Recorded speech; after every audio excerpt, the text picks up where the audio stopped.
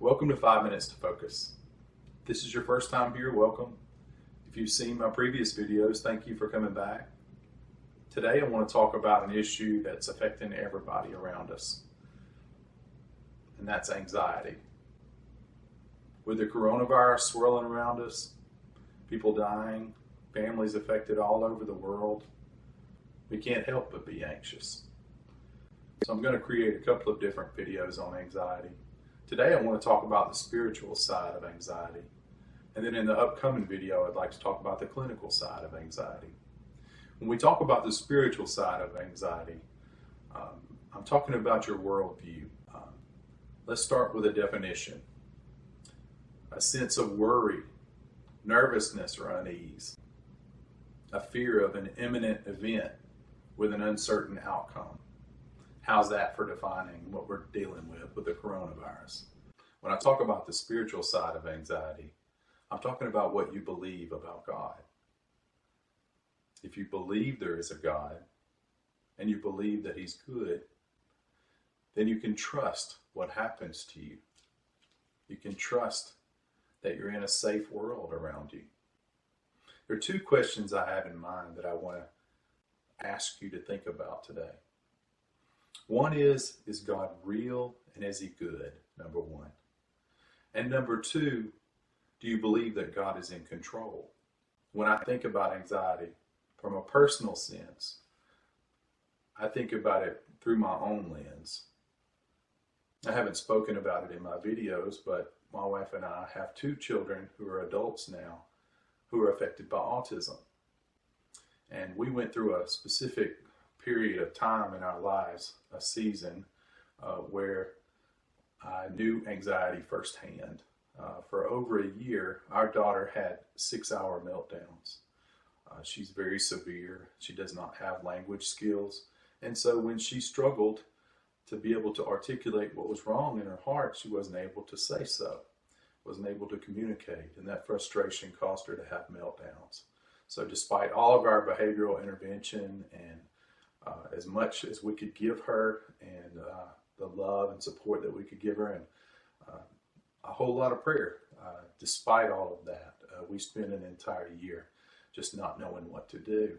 So when I think about anxiety, for me, I define anxiety as just feeling like I can't take it anymore.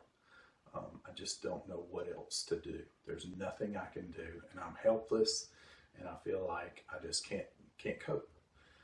So that's a time in my life when I think about really experiencing anxiety. Of course, our family's experienced a lot of trauma and a lot of anxiety through the years with autism. But that specific year, every wall in our house had a hole in it from her banging her head into the walls. We did everything we could to try to help, and we just couldn't meet her needs. And so I'll talk about that at length later on.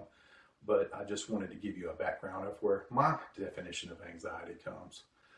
And so talking about the spiritual aspects, during that time in our life, in the life of my family, I began to question those things. Is God real? Is He good? Is He in charge? And so I established my own definition, spiritually speaking, from Scripture and from my own life experience. It's a very deep topic.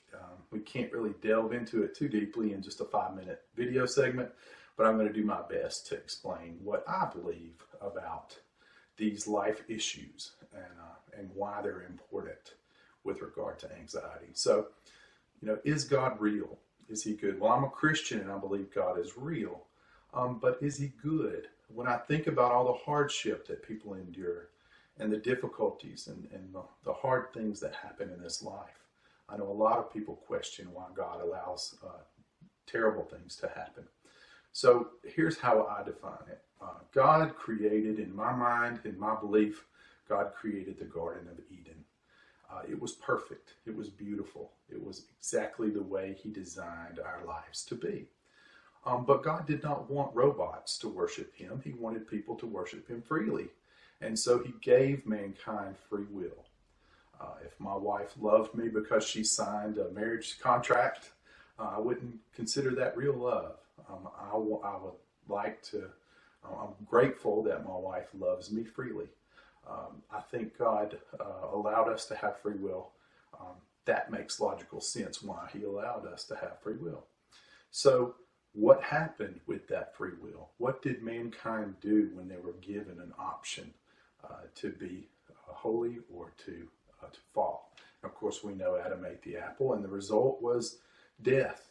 The result was hardship, toil, toil from the ground. Man was going to be challenged in making a living. All these things happened as a result of the fall of mankind. And so I believe that God did not create death. God did not create cancer. God did not create COVID-19. God did not create autism. All of these terrible things that happened are a result of this, in my mind, mutated world. And so I can't blame God for the bad things happening around me.